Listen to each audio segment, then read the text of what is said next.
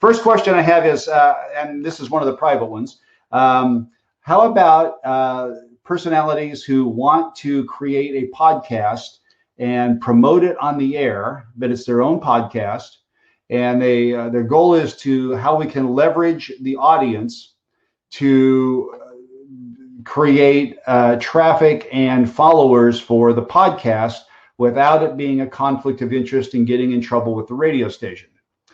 Okay, there's a lot to unpack in that question. And number one is, I think that you need to be very upfront with your program director and your manager so everybody's comfortable with what you're doing. And that's going to be different depending on the company. I think that some big companies are probably going to have a problem with that because they're trying to get into the digital space and they're trying to develop revenue streams for podcasts on their own. And if you come in with a great idea, there's a good chance they might want to take that idea and have you perform that idea, but not share the audience and share the revenue with you and make it part of what you're doing for the station. So to me, if I were doing it, I would start the podcast myself without leveraging the station and get really good at it. Get a bunch of episodes in the can, get a bunch of episodes out there that are getting some traction and developing your own following outside of the radio station. And at the proper time, if the content in the podcast or on the Twitch channel complements what you're doing on the radio, now you've got a marketable product you can bring to the radio station and show them how it would benefit them to be partners with it. And I think it's only fair that you share some of that revenue back with the radio station, give the station an opportunity to sell some of the assets that you're doing, but you should absolutely maintain ownership of that if at all possible.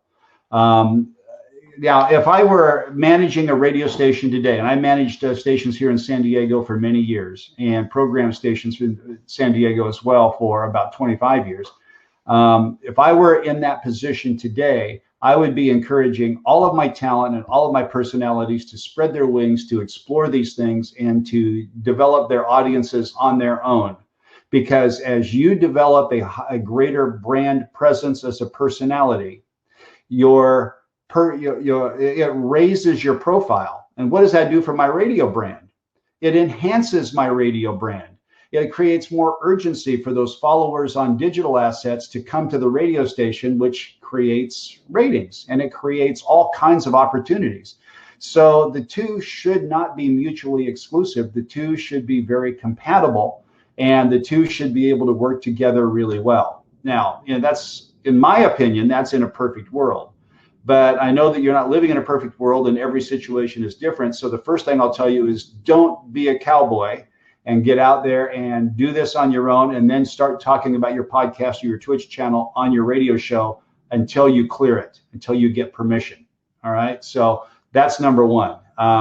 In fact, that question reminds me, I'm probably going to write an article on that here in the next few weeks. I think that is something that deserves to go a little bit deeper because I think radio stations need to create as many opportunities for their talent and for all of their people as they possibly can. How can you come to someone and say, look, we're loyal to you, and then cut their pay by 25% because the radio stations had a bad year? I know some personalities who are under contract that were asked to take a 25% pay cut earlier this year. And I understand the reasons why the stations asked that. Probably would do the same thing. But then when the personality had an offer to go to another company for a much larger salary, the station would not let them go because they're under contract. That's not really showing loyalty both ways, is it? And that's not the only situation like that. There's a lot of situations like that. And I think stations need to be as open to helping personalities grow and develop as they can, because I think there's benefit for the station brand. I think there's benefit for the personality brand. And the happier your personalities are, the more productive and the more loyal they're going to be down the road in the future. So look, I am all for personalities building their audience on the back of the radio station's leverage. And I'm also for personalities bringing their online audience to their radio show. And it needs to work both ways so everybody benefits with that. And I think that can be done. Another question came in, said, how can I prepare for the future? It came from a personality who said, how do I prepare for a future to get that next gig? And what if that next gig doesn't come? And I addressed that a little bit in the presentation today, so I won't go into a lot of detail there. But I would say that any downtime that you have right now, work on your skills, develop new skills, polish those skills that you have, express yourself in many, many different ways. Get on Twitch, start a podcast, network with as many people as you can. Get on Mornings Across America with Sandy, weekly show where you can perform with other personalities in a different environment. I see a lot of the people who are on the webinar today have been guests on there, including Hawkeye and Christina Ramey and Andrea Duffy, and I'm probably leaving a few out. But they've all been guests on Mornings Across America. It's a lot of fun. It's good exposure for you within the industry, and it helps you see some different possibilities. So I would look at doing all of the things that you can do that are like that. It'll let you start seeing your personality and your character, your possibilities away when you develop some of those types of skills, and try some things that scare you a little bit. I think the world is scary enough here in 2020, but try some things that get you out of your comfort zone a little bit and will scare you. Make it something that will stretch you, and I think that you can benefit from that. Another resource, and I had this in the presentation too, is my Media Talent Pool. It's at mediatalentpool.com. Get listed there. There's hundreds of radio personalities, programmers, promotions people, producers that are already listed. It's a great way to network. I know that when I get asked from my clients if they need, and some who are not clients are always coming to me saying, here's the type of personality that I need. That's where I refer them.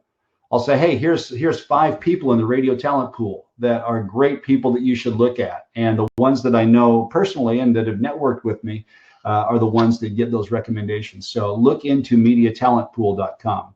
Next question is one that I'm not going to go into much detail on. The question is, will radio recover? And we could go on for days talking and debating what radio in the future is going to look like. I believe radio is going to be very, very different. Now, one of the things that some experts have said in the last few months during the pandemic is that the pandemic has caused everything to accelerate much more rapidly. And I've heard some experts that have said that it's moved the clock forward 10 years. In other words, your industry coming out of the pandemic is what the industry would have looked like 10 years from now if this hadn't taken effect. And you can see how that's the case. I mean, think about people who travel a lot and do business by jumping on airplanes and flying all over the world for meetings. Well, now we have meetings on Zoom. And now that the world has discovered how easy it is to do video conferencing, I don't think corporate travel is ever going back the way that it was. It'll come back some, but not to the extent that it was. It's accelerated by many years of what would have taken place naturally. And I think that applies to radio as well. I think radio is going to look different coming out of this. You're already seeing companies that are making a lot of changes, but guess what? Those cutbacks that iHeart and Intercom and some of the other big companies have been making over the past few months because of their declining revenues, those cutbacks were coming anyway. The networking was coming anyway. It's just accelerated everything. So I don't mean to scare you with that, because I really do believe what I said in that last slide, that this is a great time and full of great opportunities for people who have skills. I think the challenge for you as programmers, as personalities, and some of the other roles that you fill in the radio station is, how do I apply those skills in different ways in a new reality? And that doesn't have to be just from starting a voice tracking service or voiceover business or some of those things. There's a lot of different things that you can do. How do I get back to work in a voicemail society? This is a great question. Someone who is looking for a gig, there's a lot of competition for those jobs that are posted, and trying to make contact with the decision makers ends up in a never-ending game of voicemail. And most of those voicemails don't get returned. So understand that going in. Now, most of you are not salespeople. But salespeople will tell you that the key to making successful sales, and what you're doing right now in looking for a job, is you're selling your services, you're selling your personality, you're selling yourself to a potential employer. So you get into the sales business. Now, a salesperson will tell you that the secret to their success is how many calls do you make? Really comes down to that. It's a numbers game. And if you can close, let's say 20% of your sales, the more calls you make, the greater that number, 20%, becomes. So don't get discouraged when people don't call you back. I think people should call you back. But you know what? I'm currently in the middle of screening candidates for an on-air position in one of the markets that I work with, and we are getting hundreds and hundreds and hundreds of applications for it. I can't get back to everybody. It's absolutely impossible. So I understand how employers are. So your goal is, how can you stand out without being annoying? Well, leave voicemails, do your homework, do anything you can to get that conversation going, and do it in a way that entices the decision maker to want to pick up the phone and find out what you're all about. And then when you are on that call, demonstrate that you've done your homework and you know something about their town, you know something about their radio station, and you can show them how your skills fit into that position that they're looking for. That's what's going to make you stand out. But don't get discouraged if they don't call you back, because everybody's busy right now and everybody has a different agenda. I had two questions come in about Legal Line. One was, is Legal Line available in other countries, specifically Canada? And you can contact David Wolf. You can download that Legal Line presentation to get David's contact information. But I would almost guarantee you that it is, because David is Canadian.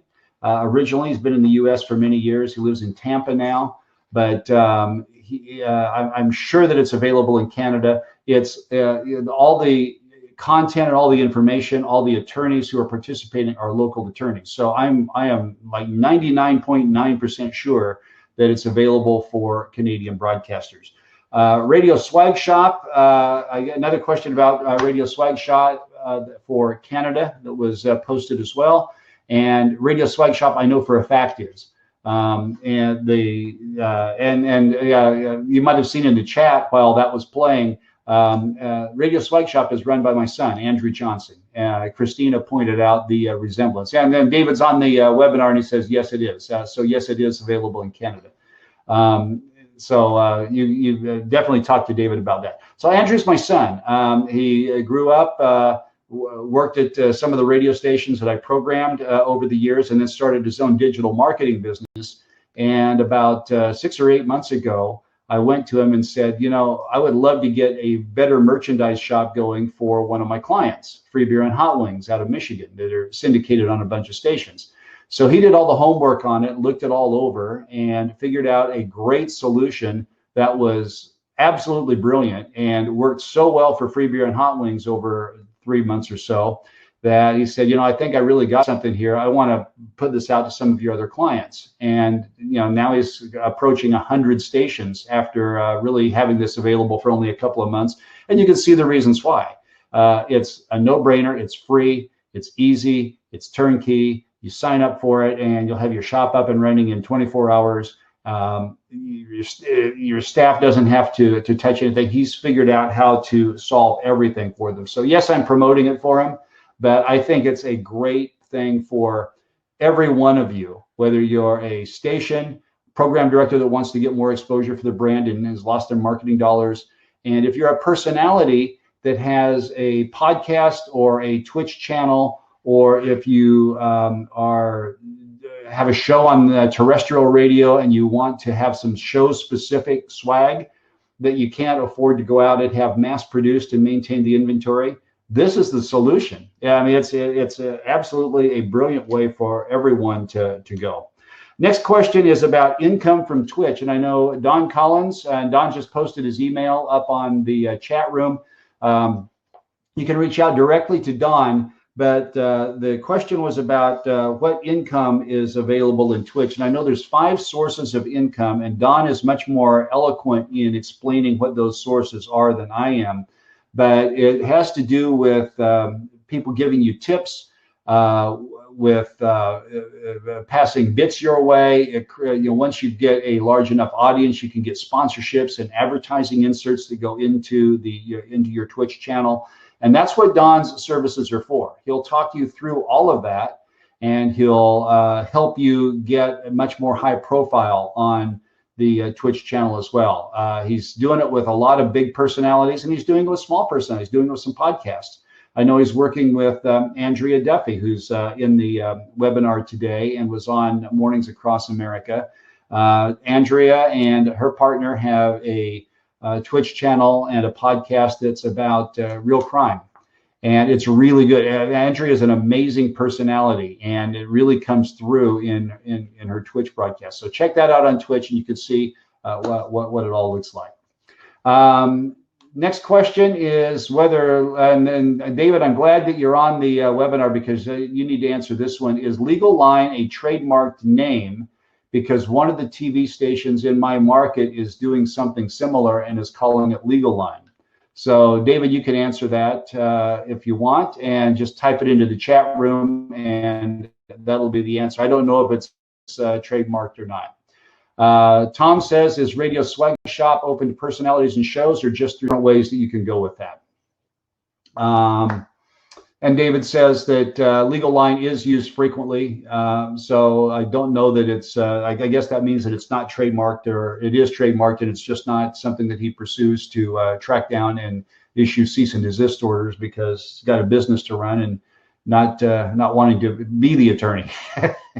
Hire some of your attorneys that that are sponsoring your stations, David. Let's see. Andrea says Crime and Cookies is her podcast and her Twitch channel, and it's live tonight at 7 o'clock. So check that out. Let's see if I missed any questions or not. I don't know that I have.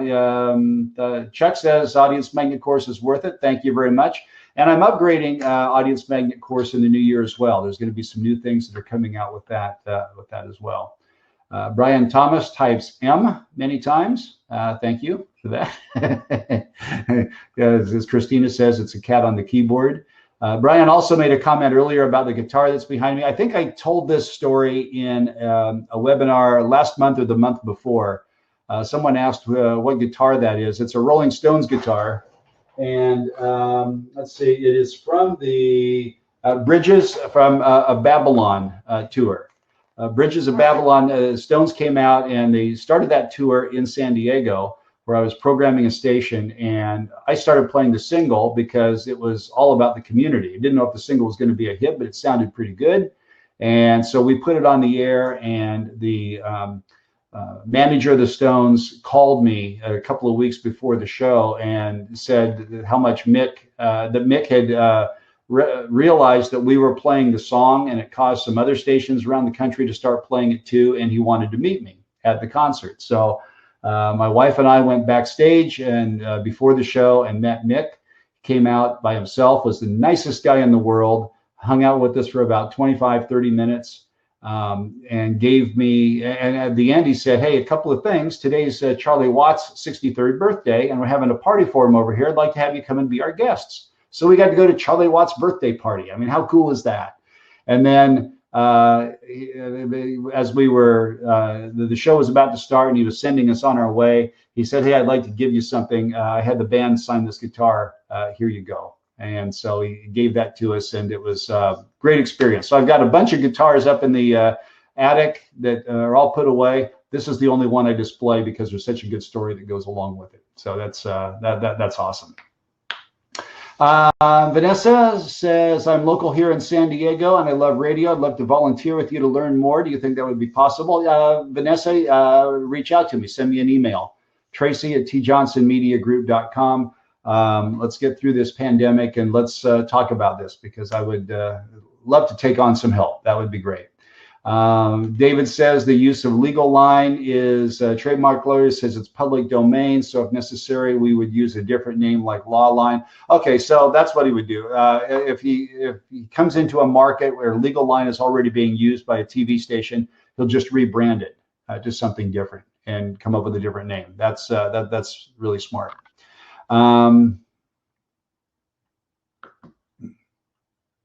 Let's say, oh, hey, Chuck, great idea. Chuck says, here's another idea for personalities. Check with your local community college and see if they're looking for instructors for their radio, TV, film departments. He's starting to teach at one part-time and getting paid for sharing my knowledge. That is a great idea. Now, you may have to come up with a curriculum, but you can do that. You've got experience and you've done this for a long time. One of the program directors that worked for me here in San Diego has been teaching at one of the community colleges here for years and makes really good money in doing that. So look, it comes down to, like I said in the presentation, talking about a speaking engagement, you have interesting stories and you have a story.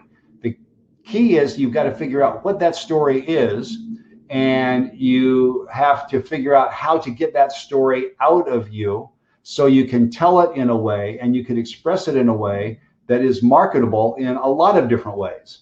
And one might be public speaking, one might be teaching a course, it could be turning that into a podcast. But one of the real empowering things when you are out of work or when you're faced with desperation and you get outside that radio station is you start seeing the world in an entirely different way. You start hearing the radio a different way, and you start realizing how insular and how inside we are in the radio business. We get all wrapped up into what's happening in the radio world. And when we start seeing how real people react to the radio and what's out there, you start seeing what you have to offer in different ways. So if you are out of a job right now, if you've been terminated or furloughed or put on hold or downsized or whatever it is that's happened to you, don't look at it as a bad thing. I know it might be scary, but look at it as, here's what I do well. Here's what my skills are. Here's what my skill set is. Now, how can I apply these skills in different ways that are marketable? When you start looking at that, whether it's Sandy's idea to create a podcast to help people in businesses who want to do a podcast but have no idea how to be in front of a microphone, you do.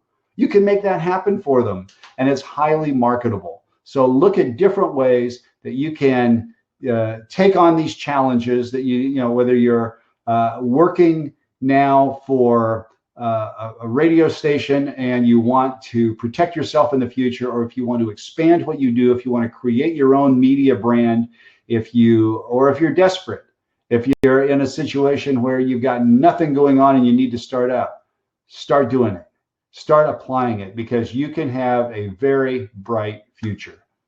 So all you have to do is put some time into it, some creativity into it, network with some people who can help you. Giving you several different resources here today. And by the way, as I was talking about this, I was thinking about morning shows could probably do a legal line on their own outside of the radio station if you have a big enough audience. A lot of times morning shows look for what I call a team of experts that they bring into their show. So you can call on them whenever a celebrity couple breaks up, there's a divorce, or last week, one of the executives for Zappos died with an $850 million estate. It didn't have a will. It'd be great to have an attorney on talking about that. So you could take some of these attorneys who are on your legal line and publicize them on the air that way, and create a legal line that your show is branding and that your show is representing, if your station doesn't want to do it. So look into those ideas, but be creative. I'll get back into my main train of thought there. Be creative with the things that you can do and take charge of your future, because I think you can absolutely have a really bright future. Ray Odom, I'm going to take a couple more questions. If you've got any, now's the time to ask them, because I'm going to wrap this up here in just a second. Ray Odom says, do you know anything about Spotify's new Anchor platform? I don't know what Spotify is doing with the Anchor platform. I know a lot about the Anchor platform because I've been on it for about 4 or 5 years. It's a really easy to use resource. I don't know what Spotify has been doing with it, or I don't know what Spotify has planned for it. But it's a terrific piece of technology. I've never really promoted Anchor because I think it duplicates and in some cases complicates some of the services like SoundCloud and some of the things that were already available. But it is a terrific piece of technology, and I love that Spotify is folding that into their company. But again, I don't know what they're doing with it or what their plans are for it, so I can't be a whole lot of help with you there.